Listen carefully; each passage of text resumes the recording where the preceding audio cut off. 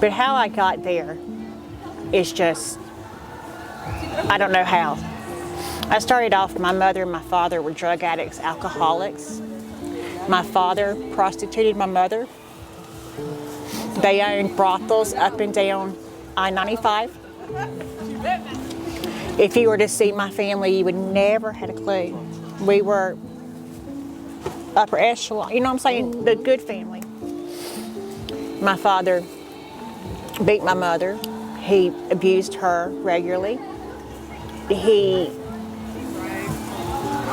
I saw all that.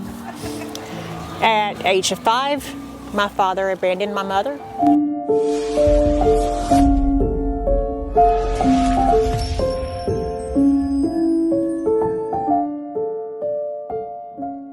Have you heard about Book Authority's Best New Podcasting Book winner, which is Dr. Tina J. Ramsay, for her book, The Power of Podcasting, Unlocking Tips and Strategies for Podcasting Success. This book is your podcasting coach in a book. She is sharing so many strategies. This book reached number 1 twice on Amazon for new release and best-selling book. So go ahead to CTRMediaNetwork.com to purchase your copy today, or simply place your order on CTR Media Network is now accepting new podcasters to join our growing network that's reaching 350 million global listeners. Have you heard? CTR Media Network offers podcast production, podcast training, distribution, and product placement. Book us for your next event or schedule an interview with CTR Media Network podcasters today. To learn more, go to ctrmedianetwork.com. Hello, everybody. I am Dr. Tina J. Ramsay, the host of the Tina Ramsay Show and podcast, powered by CTR Media Network. And today we are live on site at the Hush No More Domestic Violence Health Fair. Yes, so we putting health and domestic violence together, and also providing a safe place for people to heal from past traumas, and also giving them a safe haven place in order to share their stories if they would like to share their stories. And today we have an amazing, brave woman who wants to share her story. And she is a familiar face because she was at another event earlier this year and we was able to speak, but her story wasn't able to be shared in the way that we really wanted it to be shared. And so therefore, look how God do things. Amazing. Bring you right back. Right here. Right back. Right back Different here. location. Same thing. Same thing. All right. Different So, time. First of all, let's welcome back. Thank you for having me. Okay. Thank you. Oh, I'm so happy that when I saw your face, I was like, come here. Yes. Okay, so first, tell the people to re-enlighten the people who already know who you are, but the people who never saw you, tell them your name and what you do. Hi, my name is Cassandra Moneymaker. I am in Columbia, South Carolina. I am a franchise owner of a Brazilian wax and spa by Claudia. Additionally, I own or founded Out of the Box Outreach. We are a ministry that walks with divine appointment. The Lord tells us that Jesus leaves the flock of 100 for leaves the 99 for one, and He sends me after those ones, and I praise Him that He's chosen me and allows me to do that. I am especially excited to be here today to share my story. I have never shared my story in its entirety. This is a very unique walk, and it's appointed time for today. And I just praise Him and hope that I speak His words that He wants me to say. And I want to, first of all, tell you that I'm so proud of you, and I'm honored that you are willing to share your story with us. Because stories are powerful, and when you can share your story, that's when you can truly heal from it. I had to learn that the hard way. You can't heal from things that you keep quiet. And so today, we're going to take it how fast or how slow you would like us to go, but this is your place to start and tell your story. So what I'm going to do is just simply give you the stage and let you share your story. Okay. So as we've already said, I'm a franchise owner of Brazilian Wax and Spa. This was a God's gift to me. My best friend came to me and asked me if I wanted to open it. But how I got there is just, I don't know how. I started off, my mother and my father were drug addicts, alcoholics. My father prostituted my mother. They owned brothels up and down I-95. If you were to see my family, you would never had a clue. We were upper echelon, you know what I'm saying? The good family. My father beat my mother. He abused her regularly. I saw all that. At age of 5, my father abandoned my mother. My mother went on to work the circuit and left me and my sister with a foster care, well, with a babysitter for a year. Foster care called my mother and told my mother and my father that they had 24 hours to pick us up or they were taking us. My father comes to get us. He picks us up. We say, where we're going. He says, I'm taking you home. My sister and I thought we were going home to his house with him and his new wife. But no, he took us to my aunt and uncle's and dropped us off in the middle of the night. I remember she had fried chicken waiting on us. So my aunt and uncle became my safe place. However, this safe place brought a lot of hurt. She was angry. I think because she had to take on the responsibility of my mother's responsibility. And I understand that now as I'm older. But she did not know how to express it. And that came out through beatings, verbal abuse, mental abuse. But what was the worst is they didn't know that their son was sexually abusing me for 12 years. And every night I would go home, or every night I lay down, and he'd come in my room.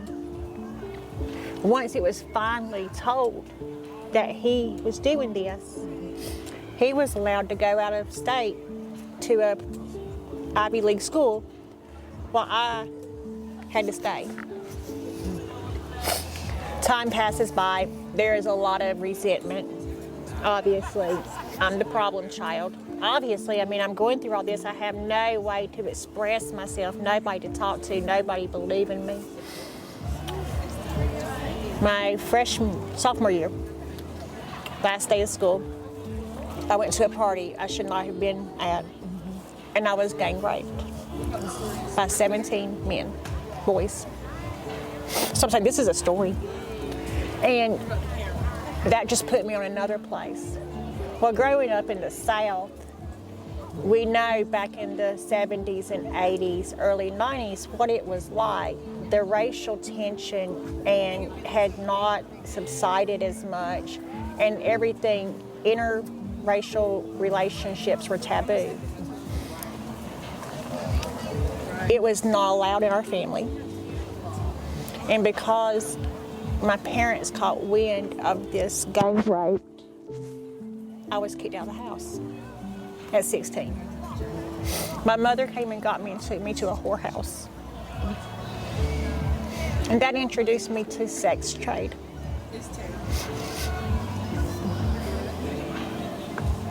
You can breathe.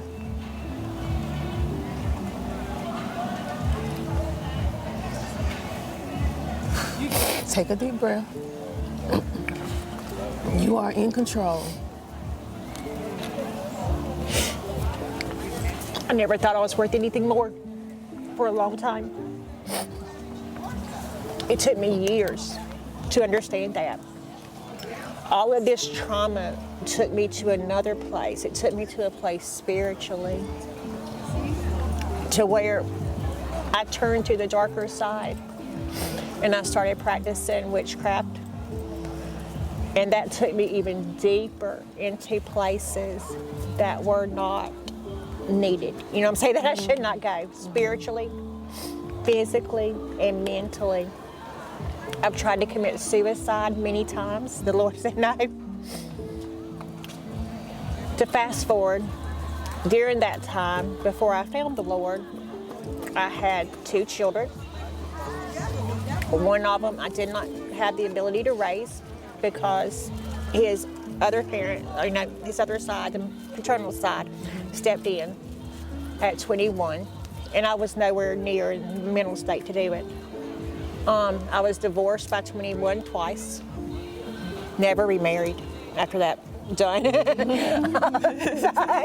But however, I've been in domestic violence because of not having any self-worth or any self-esteem. I would just be with somebody to be with them. It was situational ships, I guess is what the best way to say it, which turns to domestic violence. All that rage comes out. I've been kidnapped. I've been held in other countries. I have went through learning that. But you know, I got pregnant with my third son.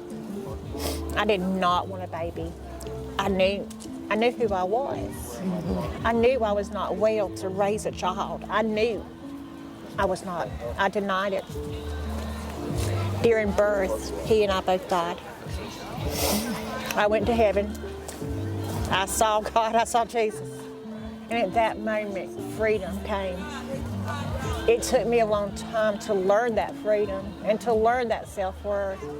But it is through him that I am alive today. It is only because of him I am alive today. I've been in relationships where I've been, like I said, kidnapped. I've been in relationships where I was held at gunpoint in Mexico for a year. I've been locked out of the house naked and the door open and me beating on the door trying to get back in, and my boyfriend just opened the door and bust my nose and me pass out. It's rough, but then God came in.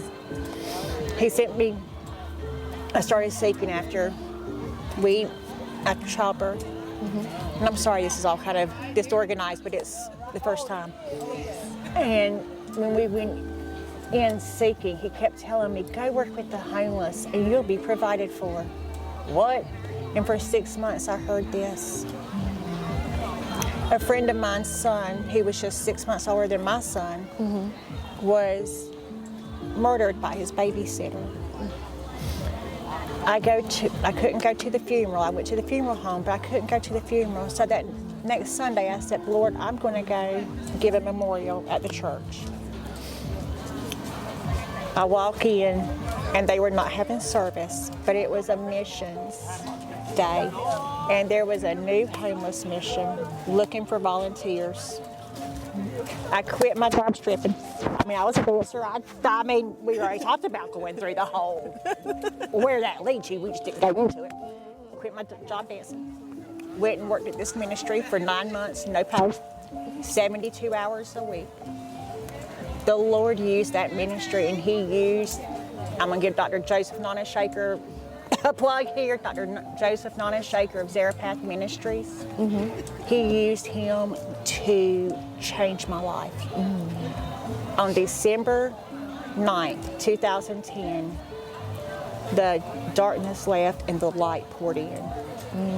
At that moment, I learned who I was. I learned that I am worthy, that I am strong, that I have the confidence, that I do have value, and I have purpose. Today, my business is dedicated to helping people that need that confidence, that they don't have that peace. Our prayer is that every person that walks in feels the peace of the Lord, that if you need to release something, you need to talk about something, we are here for you. Just turn to somebody. If you're in a place that you are in domestic violence, it's hard to get out. It is hard. But start making your exit plan. It might take 6 months. It might take a year. It might take 2 years. I've had one relationship. It took me a year and a half to make and execute my exit plan. 2 years ago, I was in a bad relationship. 8 years. My son's still very traumatically traumatized by it. And it was at an event, Stomp Out Crime, 2 years ago, that the testimonies there gave me the courage to make an exit plan and to execute it. If it were not for Dr. Vanessa with Hush No More, Dr. Juanita with Rediscover Me, I would not be standing here today. If you or know someone who is hurting, who is in this situation, just be a listening ear. Don't tell them what to do, because then they're going to cut off from you. Because they're already carrying guilt that their children are dealing with this. They're already feeling shame because they're allowing this to happen to them, their children. They don't want to come out in public. They don't want to communicate because they feel nothing but judgment, when all we really, really, truly need is love. And with your love, you can help and save people's lives. And that's what I ask you to do, just to show people their love. I know my story's kind of disorganized, but it's all God. I can tell you the last part of it, but since God's came in, I can't even tell you. It's just, I'm at 14 years serving Him.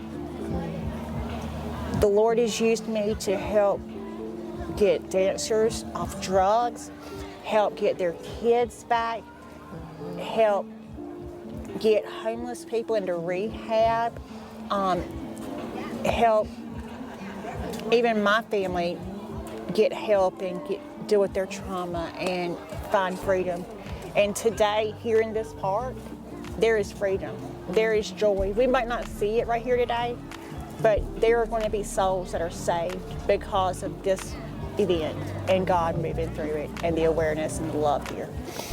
Thank you. Well, that was a lot. Thank you for sharing your story. Thank you for being so brave.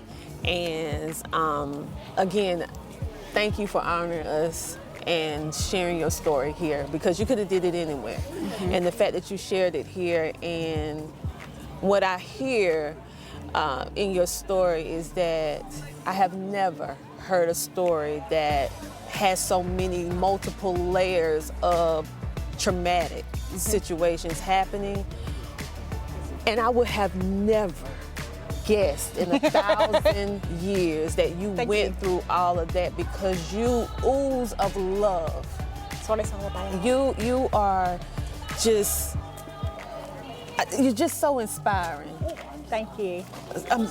You're just so inspiring, and I'm just like, thank you. You show people that no matter how bad something was, that there's hope. There's hope. There's hope. There's love. There's love. And God can heal all things. Yes. Yes. In Peter, 2 Peter, he tells us love covers a multitude of sins. And for us to have healing, the number one thing we have to do is forgive.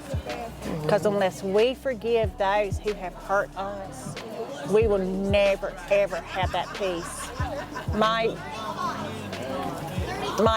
accoster, I don't know what to call him, because I don't want to call his name out, but my accoster, he and I have a great relationship today. And that might seem really weird to some people, but the day his first son was born, somebody asked me if I thought it was right that he should have children, and I'm like, I wouldn't be who I am today, and I couldn't help the people I helped today if it was not for these circumstances. I would be a stuck-up little snot, probably. just to kind of say it, you know. But because I went through this, my heart is so huge, because I don't want anybody to ever feel like they don't have somebody to talk to. They don't have somebody to love them. They don't have somebody just to support them and just say, hey, have a good day. Smile at somebody. Just smile. That smile might make their day. But thank you. Thank you for the compliment. You are most welcome, and thank you for sharing your story with us on our show. You guys, make sure to check her out in her business and her organization. And if you had any type of feeling toward this, because many of you that watch the show, you may be battling with domestic violence yourself, or a family member or a friend, and you just feel like you have no hope. If this story did not give you that hope, I don't know what will. So there's help out here. You can go and check out hushnomore.org. That's hushnomore.org, and connect with not only Hush No More, but it's several other organizations. So make sure to go check them out today. And as always, Like I always tell you on every episode, if no one told you today that you matter, that you are worthy, that you are special, I want you to know that I love you. And I want you to do what until I see you next time? Keep smiling. Okay, I'll see you next week. Same time, same place. Have a great day. Talk to you later. Bye.